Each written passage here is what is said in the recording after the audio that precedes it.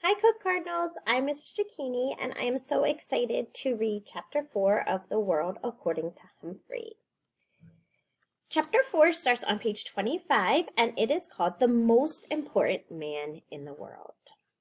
Luckily, Friday went by smoothly. Sorry to say that Saye didn't raise her hand, but Heidi Hopper did. Amazing! AJ actually whispered. Richie cleaned my cage. I tried to imagine him with a big black mustache like his Uncle Aldo.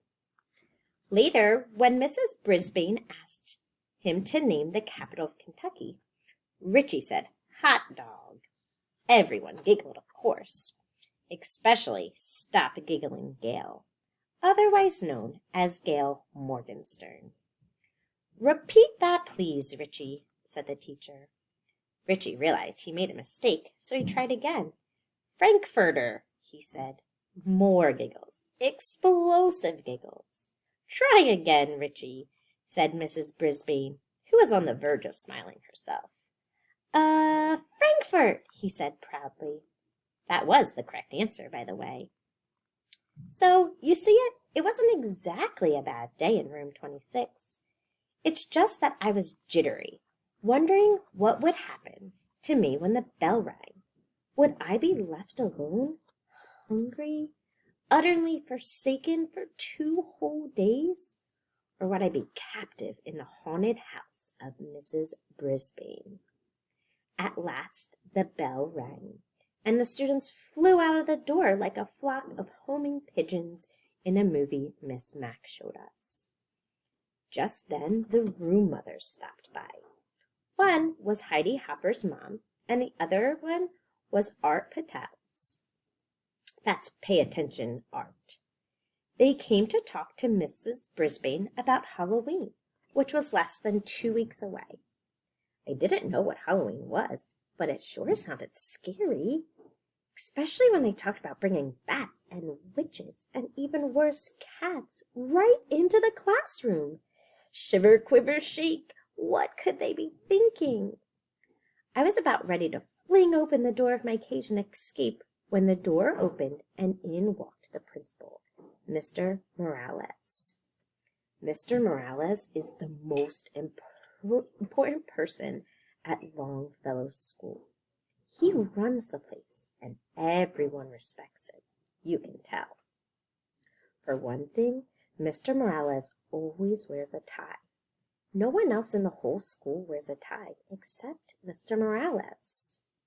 For another thing, when Mr. Morales comes into the room, everyone stops what they're doing and waits to see what he has to say. And for a third thing, both Miss Mack and Mrs. Brisbane sometimes threaten to send a misbehaving student to Mr. Morales's office. As soon as the teacher mentioned the principal's name, the student would start acting very, very nice. "Good afternoon, ladies," said Mr. Morales. He was wearing a light blue shirt and a tie that had tiny books all over it. Everyone said, "Hello." "Well, how's your first week back, Sue?" he asked. Sue was apparently Mrs. Brisbane, although I'd never actually thought of her having a first name before. She said it was great to be back and what a wonderful class it was, which obviously pleased the room moms. Then Mr. Morales leaned over my cage and smiled. His tie dangled right over my head. "I bet you're enjoying this furry little pupil," he said with a grin. I expected Mrs. Brisbane to tell him what a trouble-making rodent I was, but instead she forced a smile and said, "Well, yes, but he's quite a bit of extra work." Mr. Morales waved a finger at me. He didn't seem to hear what Miss Brisbane said. "I've always wanted one of these fellas," he said, "but my papa wouldn't let me have one. Sure is cute." Mrs. Brisbane cleared her throat. "Yes, but I'm afraid he's a little distracted. I was going to see if Mr. Kim in room 12 wants him." I was shocked. Luckily, so were the room mothers. "Oh, no, the children just love Humphrey," said Mrs. Patel. Heidi talks about him all the time, and it's a wonderful way to teach kids responsibility, Mrs. Hopper said. Yes, but it's a little too much responsibility for me, Miss Brisbane sighed. At least I have a couple days away from him this weekend.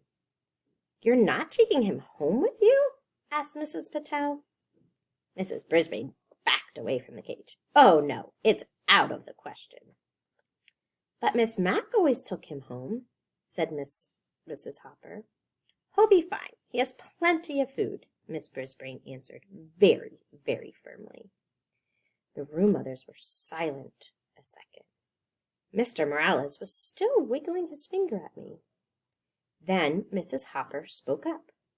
Why don't the kids take turns bringing Humphrey home for the weekend?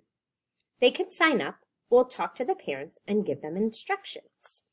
It'll be a great experience. Some people may not want him, said Mrs. Brisbane. Speak for yourself, Mrs. Brisbane. That's fine, said Mrs. Hopper. There'll be plenty who will.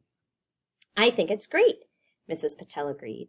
I'd take him today, but we're going to the lake for the weekend. Oh, I'd take him too, said Miss Hopper, but we're painting the house, and the place is a mess. Next week, for sure. Yes, I could do it next week, Mrs. Patel agreed. Miss Brisbane smiled a fake smile. So, who's going to take him this weekend? The room mothers looked at one another. I could make a few quick calls. Maybe the Windes. Miss Patel suggested. Call, call, call, I squeaked. Suddenly, Mr. Morales stood up straight. I have a better idea, he announced. I'll take Humphrey home for the weekend. My kids will love him. Then starting next week, you can have the students take turns. The three women were almost as surprised as I was. Don't worry, he'll be in good hands, Mr. Morales assured them. Well, I guess I would be. After all, I was going home with the most important person at Longfellow School. As he drove me to his house, Mr. Morales told me how he always wanted a hamster when he was a kid. But his dad always said they didn't need another mouth to feed. I argued with him, Humphrey. I said, Papa, I will feed him off my own plate. Then Papa said we'd have to buy the cage and stuff to put in it. I guess he was right, Humphrey. We couldn't afford it. He smiled his big smile. But not anymore. Now I'm the principal of my own school. I told you he was important.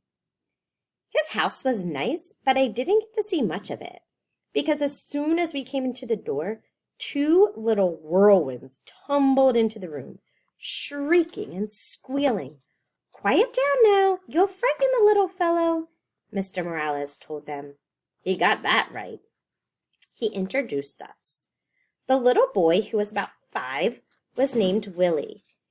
He kept poking his fingers through the wires of the cage. I was about to bite him, pure instinct, but then I remembered this is the son of the most important person at Longfellow School, so I didn't. The little girl, who was about 7, was named Brenda. She kept sticking her face up against the cage and squealing. I tried squeaking back at her, but I don't think she could hear me. Mr. Morales tried to quiet them down. He explained that I was a guest for the weekend and that they had to treat me with respect. They didn't listen.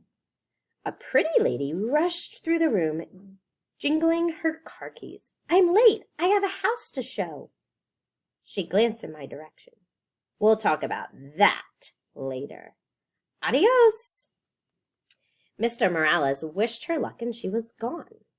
Then he carried me into the den with Willie and Brenda clinging to his legs and yelping. My cage was swinging back and forth so much I was getting airsick, or cage sick. Mr. Morales set my cage on the table in their family room. Now get back and listen to me, he told his children. I'll tell you all about him. Can we take him out? Screamed Willie. Can we put him in my room? Shouted Brenda. Can he sleep with me tonight? We can't do anything until you settle down, Mr. Morales says. Bravo, Mr. Morales, I thought. But still, the children didn't listen. The most important person at Longfellow's school was not treated with respect in his own house. Willie lurched forward and swung open the cage door. "Oh, there's poo in there!" he screamed. Where? Shrieked Brenda. Willie pointed to my potty corner, which I thought was unsqueakably rude of him. "I want to hold him," said Brenda, grabbing me. She squeezed me so hard I let out a squeal. "Stop!" said Mr. Morales. "Put him back right now." She opened her hand and dropped me onto the floor of my cage. Luckily, I landed in a pile of soft bedding. Luckily, I didn't land in my poo. I was a little dizzy, but I heard Mr. Morales send Willie and Brenda to their rooms. "I will not allow you to mistreat an animal. Upstairs. Doors shut. No playing until I say you can," he said. Suddenly, Mr. Morales didn't look so important. He slumped down in the chair next to my cage and loosened his tie. "Now you know my secret, Humphrey. At school, everybody listens to me. At home, nobody listens to me," he said. Mr. Morales looked tired. Above our heads came the sounds of thumping and bumping. It sounded as if the ceiling was about to fall in. "They're bouncing on their beds, Humphrey. Not supposed to do that either," he said. He slowly rose and went to the stairwell in the hall. "Willie! Brenda! Stop that now!" he yelled. Surprisingly, the thumping and bumping stopped. "They listened," I squeaked when the principal sat down again. But the thumping and bumping began again in a minute. "I wish I knew what to do," he said. "Some way to teach them a lesson." I nodded. A lesson is just what those children needed, and I was just the hamster to teach them. It says tip 4. Never, ever squeeze, pinch, or crush a hamster. If it runs away, squeals, or mutters, leave the hamster alone. And that's from the Guide to the Care and Feeding of Hamsters by Dr. Harvey H. Hammer. I hope you enjoyed listening to Chapter 4, and I'm excited to find out if Humphrey teaches them a lesson in the next couple chapters. Bye!